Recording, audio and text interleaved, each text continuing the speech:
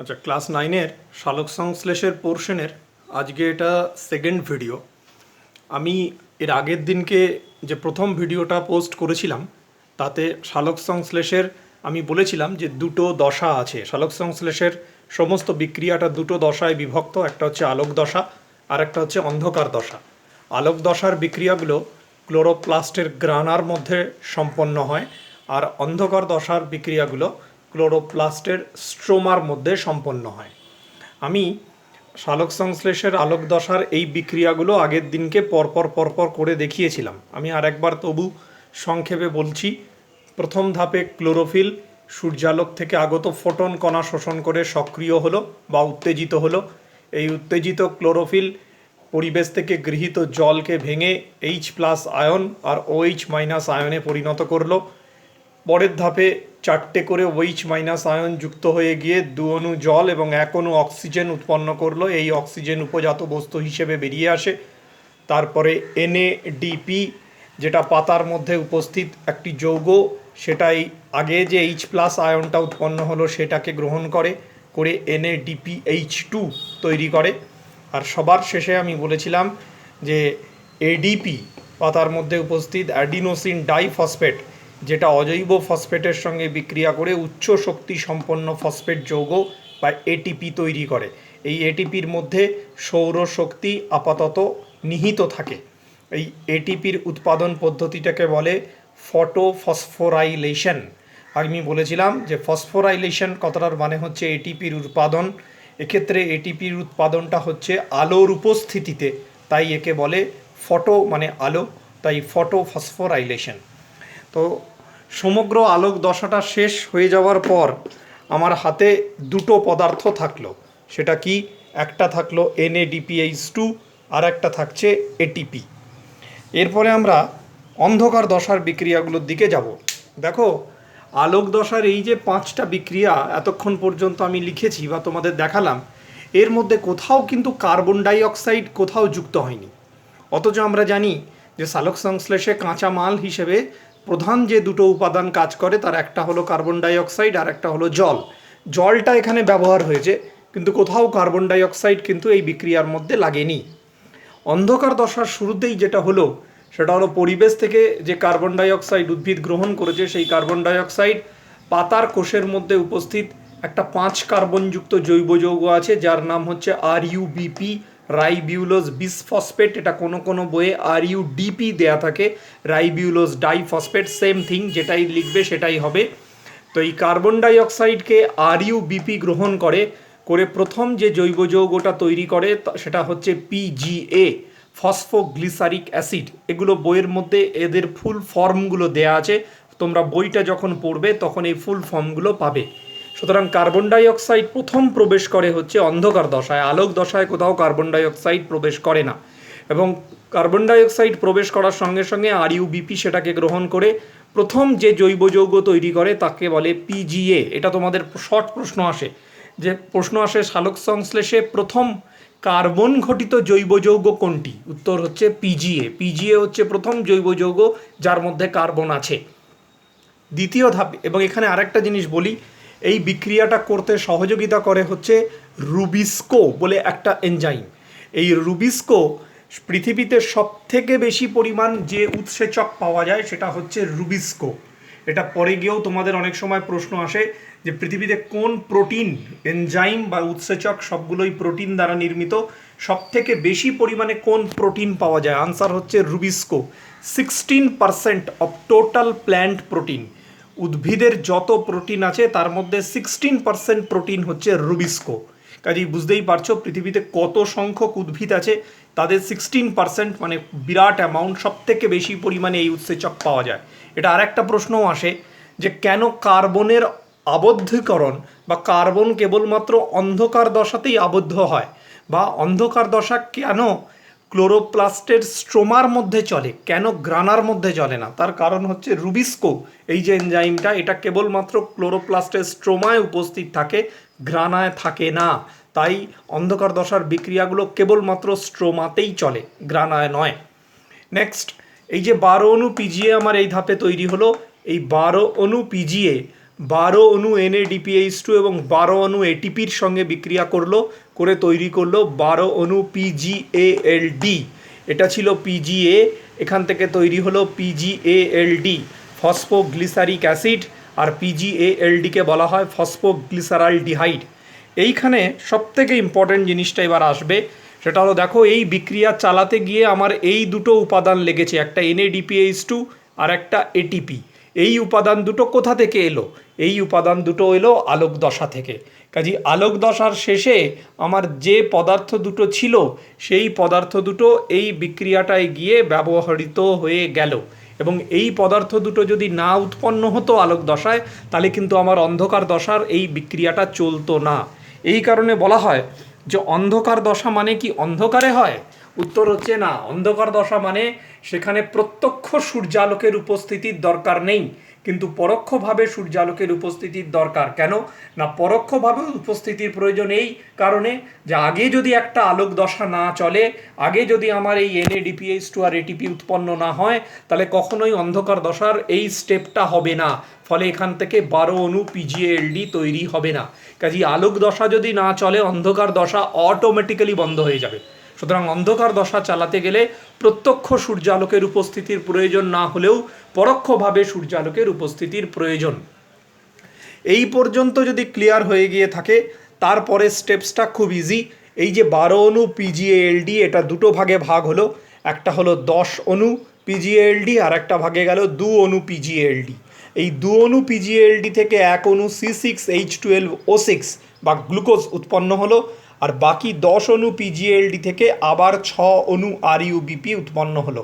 দেখো অন্ধকার দশার বিক্রিয়াটা শুরু করেছিলাম 6 অণু RUBP দিয়ে, আবার বিক্রিয়ার শেষে ফেরতও পেলাম 6 অণু RUBP।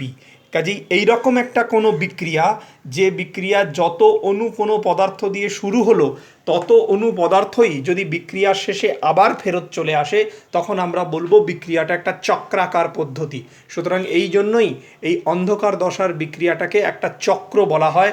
বিজ্ঞানী কেলভিন এই চক্র প্রথম আবিষ্কার করেছিলেন, তাই তার নাম অনুসারে এই চক্রের অপর নাম হচ্ছে কেলভিন চক্র।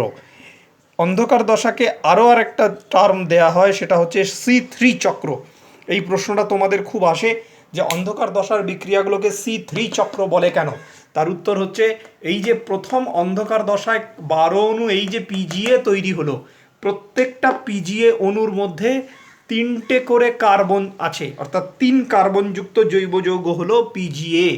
তাই অন্ধকার দশার বিক্রিয়াকে বলা হয় C3 চক্র, যেহেতু প্রথম উৎপন্ন জৈব যৌগ PGA এর মধ্যে প্রতি অণু PGA-তে 3টে করে কার্বন রয়েছে, সেই জন্য এটাকে বলে C3 চক্র। PGA হচ্ছে একটা 3 কার্বনযুক্ত জৈব যৌগ। তাহলে সামগ্রিক বিক্রিয়াটার শেষে আমার যেটা দিয়ে আমি বিক্রিয়াটা শুরু করেছিলাম RUBP, বিক্রিয়া শেষে আবার আমার ওই 6 অণু RUBP উৎপন্ন হয়ে গেছে, আর গ্লুকোজ উৎপন্ন হয়েছে, যেটা পাতার কোষে সঞ্চিত হয় ভবিষ্যতের খাদ্যের জন্য বা উদ্ভিদের খাদ্যের জন্য। এইবার যদি এই সমগ্র আলোক দশা আর অন্ধকার দশার বিক্রিয়াগুলো তোমাদের মনে থাকে, তাহলে এখান থেকে আমি পরপর কতগুলো প্রশ্নের উত্তর করে নিতে পারবো, যেগুলো আমাকে বইয়ে আর মুখস্থ করতে হবে না। যেমন দেখো সালোক সংশ্লেষের প্রথম যে উপাদান দুটো, একটা হচ্ছে জল আর একটা হচ্ছে কার্বন ডাইঅক্সাইড। তো তোমাদের প্রশ্ন আসে, বলছে সালোক সংশ্লেষে জলের ভূমিকা কী? তো জলের ভূমিকা কী না, জল বিশ্লিষ্ট হয়ে H+ আর OH- আয়ন উৎপন্ন করে, এই OH- আয়ন থেকে অক্সিজেন উৎপন্ন হয়। তার মানে সালোক সংশ্লেষে উৎপন্ন উপজাত বস্তু হিসেবে উৎপন্ন অক্সিজেনের উৎস হলো জল। এটা হলো জলের 1 নম্বর ভূমিকা। এখান থেকেই বলে দেয়া যাবে, আলাদাভাবে পড়বার দরকার নেই। 2, যদি আবার প্রশ্ন করে জলের আরেকটা কি ভূমিকা, না এই যে জল থেকে H+ আয়ন উৎপন্ন হলো, এই H+ আয়নই NADPর সঙ্গে যুক্ত হয়ে NADPH2 তৈরি করে, যে NADPH2 অন্ধকার দশার বিক্রিয়াগুলোকে চালায়। সুতরাং NADPH2 উৎপাদন হওয়ার জন্য হাইড্রোজেনকে সাপ্লাই করছে কে, হাইড্রোজেনের যোগান দিচ্ছে কে, জল। এই দুটোই হচ্ছে জলের ভূমিকা। এটা তোমাদের বইয়েও আছে। আমি শুধু দেখাচ্ছি যে আলোক দশা এবং অন্ধকার দশার বিক্রিয়াগুলো যদি আমার মাথার মধ্যে সাজানো থাকে, তাহলে এই পয়েন্টগুলো নিজেরাই লেখা যাবে, এর জন্য বই পড়বার কোনো প্রয়োজন নেই। যেমন দেখো প্রশ্ন আসে সালোক সংশ্লেষে কার্বন ডাইঅক্সাইডের ভূমিকা কী, না কার্বন ডাইঅক্সাইডের ভূমিকা হচ্ছে যে এই সালোক সংশ্লেষ প্রক্রিয়ায় এই যে গ্লুকোজ উৎপন্ন হলো, এই গ্লুকোজের কার্বন কোথা থেকে এলো? এই কার্বন ডাইঅক্সাইড থেকে এলো। তাহলে বলতে হবে যে গ্লুকোজের মধ্যে যে কার্বন, সেই কার্বনের যোগান দেয় হচ্ছে কার্বন ডাইঅক্সাইড। আবার গ্লুকোজের মধ্যে যে অক্সিজেন, প্রথম ভিডিওতেই আমি দেখিয়েছিলাম, গ্লুকোজের মধ্যে যে অক্সিজেন, সেই অক্সিজেনও কোথা থেকে আসে? কার্বন ডাইঅক্সাইড থেকে আসে। তাহলে সালোক সংশ্লেষে কার্বন ডাইঅক্সাইডের কাজ হলো গ্লুকোজে কার্বন যোগান দেয়া এবং গ্লুকোজে অক্সিজেন যোগান দেয়া।